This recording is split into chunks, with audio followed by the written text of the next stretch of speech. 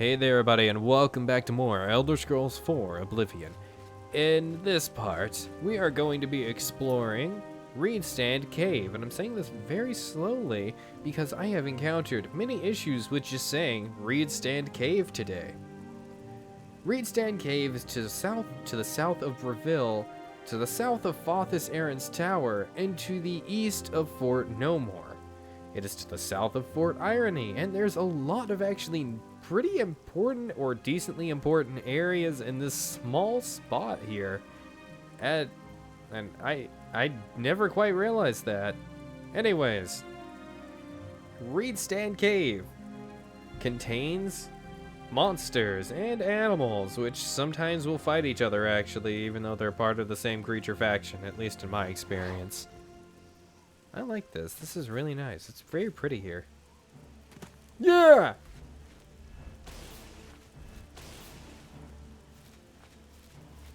Oh, thank God. It's dumb. Ah, will-o'-the-wisps. I will never adjust to you. Come on, there we go. Alright. Whew. Time to punch the skeleton to death. Yeah, you can hit me as much as you want. You're not gonna do anything to me. Reedstand Cave, inhabited by monsters, medium-sized cave. It has two different zones. On the outside of this cave, slightly to the left of its entrance, if you're looking directly at the cave.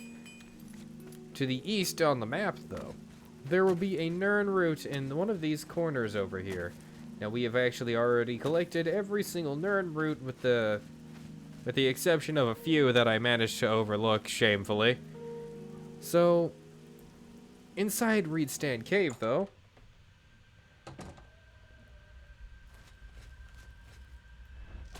we'll electrocute these guys. Yeah, I don't know why, but I just did not feel like dealing with those two right off the bat. They're very small-time creatures to encounter, bears. Now, in real life, that is not true. If you see a bear, I don't have any advice for you. Maybe play dead? No, actually, don't take my advice. Look it up, please. Anyways. Electrocute them all to death. Anyways. The inside of this cave is very short, very to the point. Nothing extraordinarily special about it. But it is a fun little cave that you can actually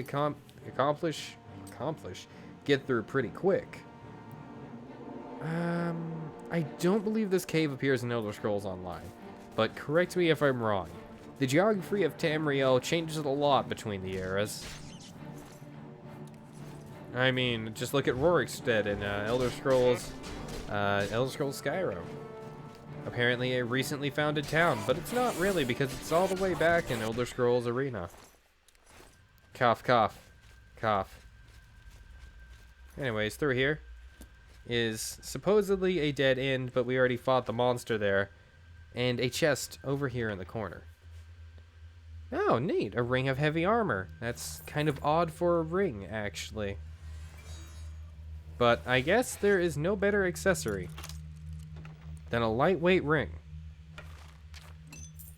This is a randomized loot chest that half the time for me will contain something really good and half the time will contain pretty okay stuff. Nothing worth bragging about kind of stuff. Oh, neat. A dead bandit. I actually didn't see him on my map. Give me that torch.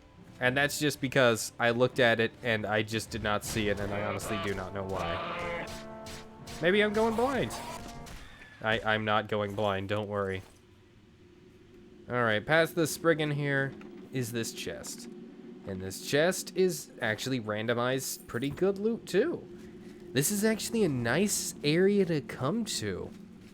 And it's kind of odd because even the skeleton there had something that could be sold for a decent amount early game.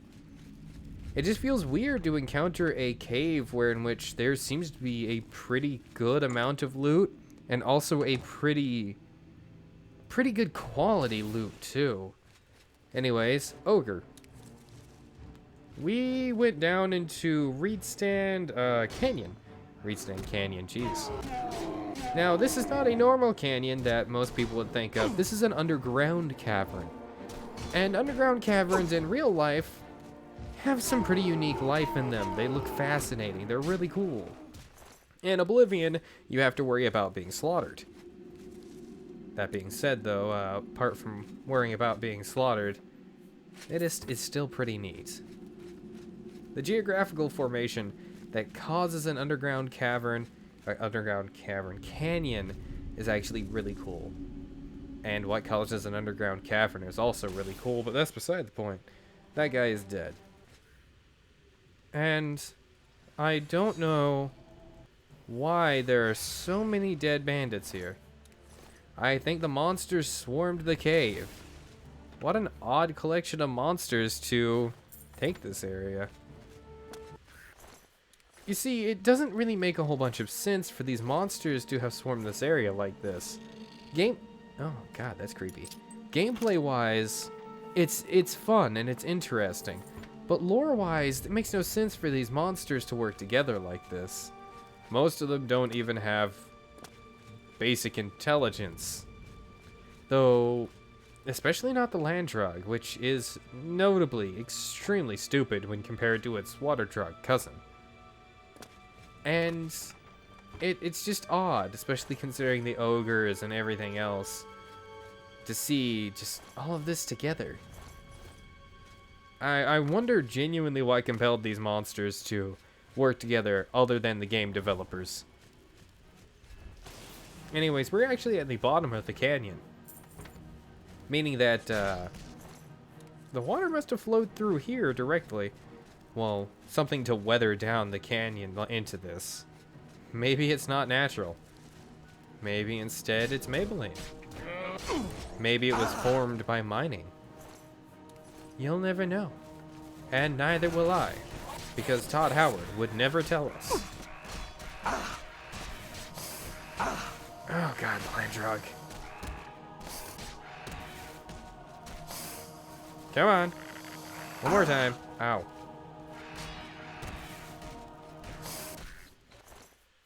There we go. Give me your stuff.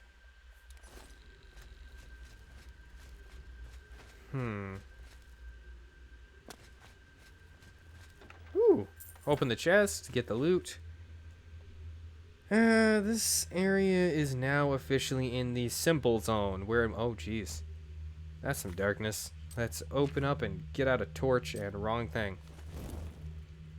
Wow, not even the torch helps a lot. That's really ominous. It feels darker in here than most caves, actually. Interesting. So down here, though, this cave does have a boss level monster and a boss level chest. And here they are. Pretty much the only boss level monster that we'll be encountering for the rest of the game, the Minotaur Lord. They are big, frightening, hairy, and scary, but with our heavy armor consistently improving, well, heavy armor skill, they really don't stand much of a chance anymore. They can take a lot of damage, but the damage they dish out doesn't really do much to us now. Anyways, though, boss level chest. Is this the boss level chest? No, it's not, actually. This is a regular chest that I just kind of locked eyes with.